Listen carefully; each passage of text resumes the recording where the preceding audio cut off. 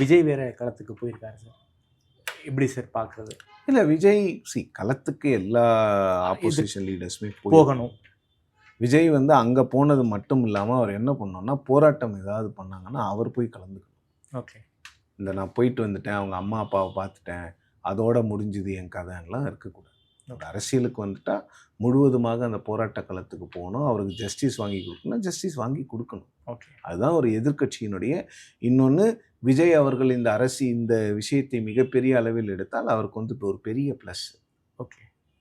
வரும்போதே அவர் வந்து ஒரு எண்ணத்தோட மக்களுக்கு நல்லது செய்யணுங்கிற எண்ணத்தோட வராரு அப்படிங்கிற மாதிரி விஷயங்கள்லாம் அவருக்கு பாசிட்டிவாக மாறுவதற்கான வாய்ப்புகள் இருக்குது. ஆனால் அவருமே மிஸ் பண்ணுறாரு. அவருமே அறிக்கை கொடுத்து ஒரு 3 நாள் கழிச்சு தான் அவருமே அதுதான் சொன்னேன். நான் எல்லா எதிர்க்கட்சிகளும் இதை ஃபாஸ்ட்டாக ரியாக்ட் பண்ணாங்க அப்படின்னு தான் நான் சொன்னேன்.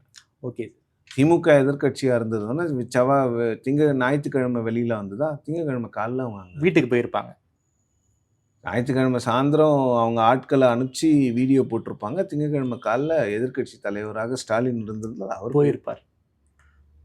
ஸோ இதெல்லாம் வந்து எதிர்க்கட்சிகள் வந்து திமுக கிட்ட இருந்து கற்றுக்கொள்ள வேண்டிய பாடம்.